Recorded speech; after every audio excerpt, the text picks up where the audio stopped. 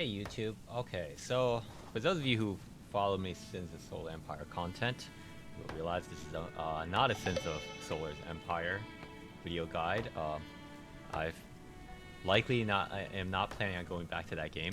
So for those of you who are kind of waiting around for that video and saw the subscription, I apologize for the disappointment. But this is a game I've been on. It's called Where Winds Meet. It's an MMORPG. And within an MMORPG, I've noticed there's been a fair amount of players who are interested in the very, very good PvP aspect of this game. And rather than sort of kind of saying the same things over and over again to teach some of these new guild members and friends of mine in the game about how the PvP aspect of this game works, I figure it's better to make a short video and just simply link in the video of how to essentially get started with this game's PvP content. Okay, so one of the first things I think that folks who are interested in the PvP in this game should be aware of is that just right when you start off, you can actually access the training dummy of PvP in this game by going through what I just did. So just to slow down a little bit, go to Wandering Path, Arena here, Arena Practice, and just go to this free training mode. And if you start here, you are going to then get this practice dummy to just kind of sandbox your way around, get a feel of how your character moves and what attacks you can do, what combos you can potentially try out, and so forth. And there's different settings. You can have infinite vitality, which I would recommend. So this way you vitality is a resource to use what this game's called Mystic Arts. And when you have it on, you don't have to worry about it running out if you're just trying to test stuff. Okay.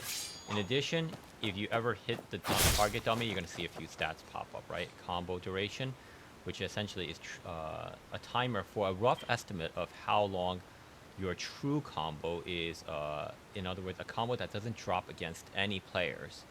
How long is this timer going to run? And this timer is relatively a good metric. It's not always accurate, but it's a good metric of whether or not what you're trying to do is a combo or not. Also, you could have like the damage stats if you're interested in that, but you can also do this reset with F5 in this what you're seeing here if you ever want to reset the target dummy, because for example, if you hit and so forth, the target dummy is obviously moved position, but also the damage will add up, the chi damage will add up, and so forth. So you every so often you're going to want to reset it just to if you're practicing combos or whatnot.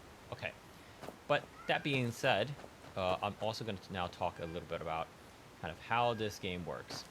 So the PvP in this game works very similar to actually a fighting game if you are familiar with that genre. And in fighting games, we have this concept called neutrals. And the neutral is essentially a state, exactly what it sounds like, of neutrality, where neither you or your opponent has really any noticeable advantage. Okay? Now, one of you might have more health, one of you might have less stamina in this game. For example, you're able to dodge less or whatnot, but neither of you are pressuring or defending aggressively in terms of your actions right now. So it could be a situation like, for example, where maybe both of you are just trying to jockey for a position or fit in, and that's what we refer to as a neutral. And why do I want to kind of like start off by talking about the neutral? So understanding this idea of neutral and the options you have out of neutrals is basically, I would say, the ABCs of PvP that oddly enough, I don't see really a lot of content for. I try to look up PvP tutorial videos to kind of give my guild members, give my friends who want a PvP in this game, and I just can't find any. So the reason why I kind of want to start off by talking about this neutral concept is essentially the goal of how you win PvP is always by winning neutrals. And the reason why is every time you essentially win in the neutral position, the damage that you could get out of a combo in this game for a lot of classes are actually quite high. And often you only need about 4 or 5 essentially wins from the neutral position to close out a match. And it depends on your class. For example, certain classes can actually even do it in like 2 and 3. Now, that might sound unbalanced or unfair, but usually those classes tend to need to work a little harder to get that kind of damage versus classes that like may not necessarily have to do that as much work but can't quite put out the same damage output. I'll get into that like maybe in a future video, but it's just something to be aware of. Like 4 or 5 like winning exchanges is usually enough to kind of close out a match in this game. So that's why kind of winning the neutral state is important. So that being said, then how do you win a neutral state? Well, first off, in this game, you have your class will always have a variety of different tools. For example, often a lot of these tools are not even tools you may necessarily use in your class's PvE play or solo world play, because some of these tools look like they practically have no use in those situations, but they actually tend to be like quite strong in PvP. A good example of this, for example, right now is the Nameless Spear has this lunging attack, which is actually very fast and has good tracking against other players. But in PvE, you're never going to want to press that attack in ever, because it just will seem completely useless for your standard generic PvE sort of player.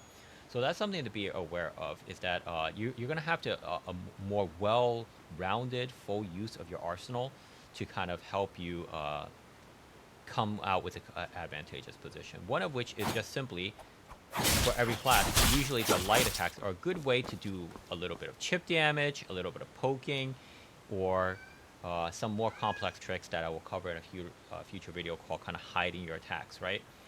But they're also useful for certain classes, for example, as a bit of a combo starter. You go with the light attack from the sword, usually it could go into something like attack, and then into full combo. Right? So you got your light attacks, and often you're going to have certain special attacks that help you also win in this advantage exchange. For example, the Nameless Sword, which is the starting weapon that the kind of game starts you off with, will have a very good long range this hook throw that will start off combo, or essentially get you what we call in fighting games a pick. Or not just fighting games, but other types of games as well. It's like you're able to open your opponent up with your offense. So as I mentioned, different classes will have different ways of doing it. But in addition to that, all classes have also these mystic arts that also have the potential to kind of win neutrals. And some very powerful ones are things like, for example, Drunken Poet, which are these punches, Dragon, or the Soaring Snake. And and I'll get into some of these applications. Ignore that. That's a bit of a fat finger there. Let me just reset the dummy by hitting it once. So those are just some of the ideas of, okay, how can you essentially build an offense out of neutrals? Now, what about on the defensive end? So your opponent's trying to do all these different things to essentially get you to drop your guard, take damage, and so forth. On defense, you have 3 different options, which is your parry, which you should be very familiar with from just solo play PvE. They emphasize parry a lot. The block, which is less used in PvE. And then, of course, dodge, which is also frequently used in PvE as well. And these are your 3 primary defensive options. And what's important about recognizing these 3 is that all of them are important and things that you really want to be familiar with, because you want to use each one for a different specific use case. So what do I mean by that? Well, let's start off with a parry. So when you parry something in PvP, what will often happen is there will be a bit of almost like a mini recovery frame from your opponent's attack. And often, if you parry like the last hit of your opponent's attack, you have what we refer to in fighting games as a bit of a frame advantage. In other words, if you do an attack and they try an attack at the same time, your attack will likely be faster than theirs because you already started yours while they're still rewinding and recovering in the recovery frames of their prior attack. So that's one nice thing about parrying certain attacks. But what's most important about parrying is actually the in PvP when you parry, you're seeing it here, is that your stamina will actually drain. However, a successful parry will cause your opponent's chi bar to drain. And damaging your opponent's chi can be very, very important, especially for certain classes that don't have a lot of combos, but have lots of ways of getting, like, say, multiple different small hits, such as, once again, the Nameless Sword here. You can think of the Nameless Sword as almost, for those of you familiar with Street Fighter, as the Ryu of, or Ryu, depending on your pronunciation, of Street Fighter, in that it has a nice balance of offensive and defensive stuff, and it has ranged attacks that can slow down your opponent's health just through that kind of poke. And you can see here from my special attack, that blue bar there is the chi, and it already did a fair amount. And parrying certain types of attacks can do massive amounts of chi damage to your opponent, especially if you have certain attunements for it. So that's actually the primary thing you want to kind of keep in mind about parrying. Parrying, the concept of parrying is you are doing a defensive action where you are trading your endurance for your opponent's chi damage, actually. And in addition, you're also trying to avoid certain negative effects that may be applied if his attack were to hit you, that a block would not normally be able to block. So examples of this would be, for example, this Dragon Breath here, which is fire. If you were to block it, you would actually still get hit because you'd get caught on fire, because the fire would be an effect that you cannot block. Whereas if you parried it, you would not suffer any of those consequences. So those are the instances where you're using parries and how you want to kind of think about parries. Your default defensive option in the game for PvP actually should be the block. And block is, in fact, almost considered overpowered at higher elo. And the reason why is blocking will cover most offensive actions in the game. And on top of that, if you were to block an attack, you will get something called the divine counter. And the divine counter will have a cooldown. And let me see if I can find what the divine counter is here. So you can see, should be around here, one of these talents. Here. And as you can see here, this demo in this talent thing is you block an attack from a player, and then you have a prompt where you can actually do this divine counter attack. And you can see here that of what effect it actually does. But the most important effect is divine counter does a lot of chi damage if you were to hit with it. And different weapons actually have different type divine counter animations, and some are stronger than others. An example of this is the spear has actually a better divine counter than the sword, because the spear comes out faster, has a really good arc. Same thing, the fan has a really great divine counter because the fan has a range attack and comes out nearly instantly. So that's another option you get from being able to block, and that stuffs a lot of momentum from your opponent. And if your opponent is mashing, you can often even hit them again after you divine counter them. One mistake I see a lot of players do with this divine counter is once they realize it's so strong, they use it immediately after the prompt. And that's not necessarily a good idea, because the reason why is in this game there's actually an action priority as well. Certain attacks will override others. So what I mean by that is if you try to light attack someone and that player chooses to use a skill on you, such as the Q, the E, a mystic art, those will all beat your light attacks. They will take the damage from your light attacks, but they will, quote unquote, armor through it to hit you back, and you will get staggered, which leads into a combo. Now, where does the divine counter play into this? The divine counter beats every other option in this game. If you do a divine counter and your opponent is doing something else at that same exact time against you, you will always stagger him first. And as a result, once you have that divine counter prompt, you're holding on to a very powerful weapon. So if you're not releasing it right away, you can actually use that in reaction to him attempting to do something else, such as following up his attack in some way. So you don't necessarily want to blow that right off the bat, and that's what makes also the block so important, is that the divine counter up. opportunity, as well as the fact that you're not going to get staggered by anything that doesn't break the block. So blocking and parrying then seem very strong, of course, because they are all causing they all have something that would disadvantage the opponent in some way out of neutrals if they are trying to mount an offense. So of course there needs to be something that gets around blocking and parrying, and those are attacks that will have what is called these guard break features. So what do I mean by guard break features? There are every character has access to 2 guard break type attacks, and you can see here they will have this break defense tag, right?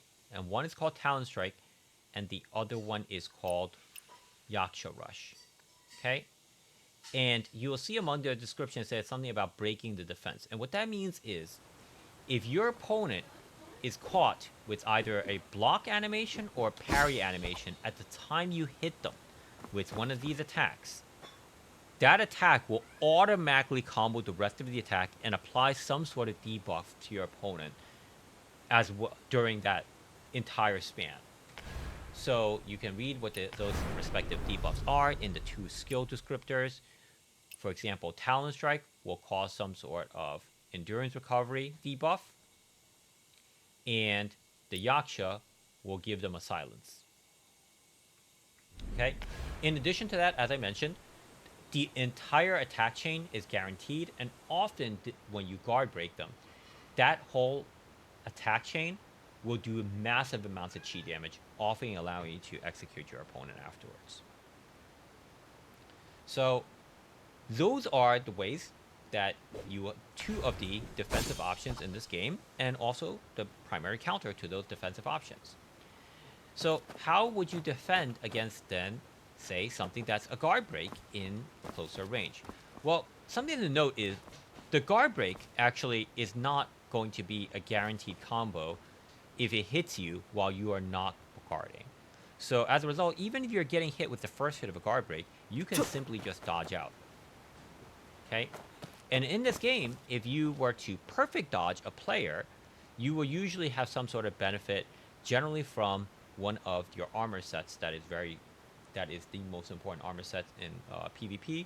You will see this in various videos called Calm Waters, which gives you some health back.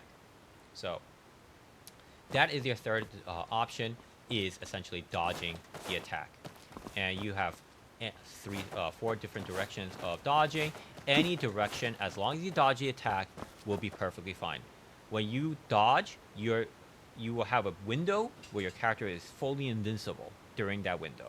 So in other words, unlike, say, a fighting game where if there is a fireball, you must jump over it or essentially avoid the hitbox of it in some way, you can simply dodge forward if you are against a range attack, and you will and if you time it right, you will completely fade through the range attack and close the gap against your opponent. So it's kind of like an offensive defensive option in this aspect. Okay, so that's something to note about the offense and the defense of mechanisms of this game. Finally, there is one other defensive mechanism in this game that players do not commonly use when they are just learning PvP, and that is the idea of using golden attacks. And these golden attacks will have a feature on them in 2 different layers. And the starting layer is referred to as Tenacity. And there are 2 attacks that have this Tenacity built in that are well known. One is the Drunken Poet, and you can see here it says Tenacity. The other one is Dragon Breath. You can see here it says Tenacity. There are other skills that will say Tenacity, but the big telltale sign that it has some form of tenacity, or potentially what what later is another level called Super Armor, which I'll get into, is that the character will turn golden during the animation. Golden when it's doing these attacks, whereas you do not have it during, say, this attack. Now, what does Tenacity do? Tenacity means you cannot be staggered or hit out of your attack unless it's an attack that specifically breaks Tenacity. Those attacks are either a stun, which very few weapons have access to, a special kind of proc, such as attunements that can do it, An example of this would be, for example, this nameless spear has an attunement here that specifically says breaks tenacity. See, it says it right. Essentially, it's the description here. Or the mystic skill that everyone has access to, which is Cloud Step. You can see here, it can knock down players with tenacity, which is what it will end up doing. But otherwise, if it does not break tenacity, your entire attack will complete. And what's good about this as a defensive option is you will see at high elo on the global server, very often, if a player does an attack that leaves them in a vulnerable position. So, for example, what I mean by that is, say I am trying to attack a player that is like here, and then I whiff an attack and I'm over here, right? And I have recovery frames. What I immediately can do is I could just start doing 2 of these, just to ensure that I'm in super armor and I'm not getting staggered. My goal isn't even necessarily to hit with an attack like this or an attack like this. It's just to ensure that I'm not gonna get comboed on my recovery. So that is what makes tenacity very, very strong, is because it could trade aggressively into someone trying to punish you or someone trying to mount an offense against you. And as I mentioned earlier, there's a level even above that referred to as super armor, and to my knowledge, there are a few super armor attacks. I believe they belong to the tank class, but in terms of mystic skills that everyone has access to, there's only 2, and they're not that good in 1v1, which is the Flaming Meteor, which I often refer to as the horse, because you're riding a horse, and you can see here it says super armor, and also Dragon Heads, which you will likely never see in PvP, because once again, you see it has a gigantic animation, also has super armor. And super armor essentially means you cannot be interrupted out of that attack at any point except the execution. Now, I will end the game, this specific guide on execution, because execution is also something that's incredibly strong in PvP. The reason why is because the execute attack will make you invulnerable during those frames, and it will beat anything else your opponent tries to do. If you're able to execute your opponent and you press that execute button and they try anything, it will always override whatever they try to do, and you will go into an execute phase. On top of that, it will do a sizable amount of damage, which is 20% of your target's max health, which is a lot of damage, actually. And so, how do you get people executed? By depleting this blue bar of theirs called the chi bar. And often what you'll see at higher level matches is that that bar is being depleted often from parries and divine counters. It's pretty rare that you're going to see like these parries getting these bars getting completely demolished by just constant random hits throughout the match, because usually these players, especially on global, players play kind of a little bit defensively on the global server compared to some CM matches that I watch, CM being China. So very often you will see that like there's a lot of executions happening, and primarily from parrying, from divine countering, and just from some miscellaneous punishes that's not going to lead into a full combo. Now, why not a full combo? Because combos actually in this game, there are a lot of combos that will go to be able to deplete your entire opponent's chi bar and then execute them. But you don't see that often. Why? Because, well, I did mention I was probably likely end this video on the execution, but it turned out I'm going to sneak one last thing in there, which is the Serene Breeze. Okay, the Serene Breeze is, for those of you who are used to anime fighting games, it's essentially what's the burst or a combo breaker in this game. And everyone has access to it. It is a mystic art. It is one of the most important mystic arts, and one that you should level up as soon as possible, because of the fact that the 2 most important things is that it reduces cooldown each time you level it. And once you once you max it to its current level at tier 5, which is what we have access to on global, it will have a 30-second cooldown. Which means every 30 seconds, if you are not getting caught by something that could lead into a combo, you are able to break free out of the combo. And in addition, it will induce a little mini stagger to your opponent. Now, this sounds like it is the ultimate defender's paradise, but you got to be a little careful about this, is because the reason why is, as I mentioned, it has a little bit of a stagger, and if you were to Serene Breeze, and then you start comboing your opponent, and your opponent's Serene Breeze is your combo, they can use that Serene Breeze to start their own combo. And if you don't have a Serene Breeze anymore, they will be able to leverage that combo into, once again, likely full chi damage and execution, which gives them a gigantic health advantage, and of course, out of that trade, potentially even losing the match. So often, you will see that in PvP, a good amount of this is essentially called jockeying, kind of like to get this initial Serene advantage, and then converting that advantage to essentially something that can close out the match. All right, so I rambled on long enough. This is kind of like just the bread and butter basics, I feel, to kind of like introduce PvP ideas in a way that I feel can be a little bit more about going to the basics of how this game works in terms of PvP. And in the next video, I will look at talking about also the different ranges that you have to be aware of when it comes to offense and defense of this game. So that's about it. Take care, and see you in the future.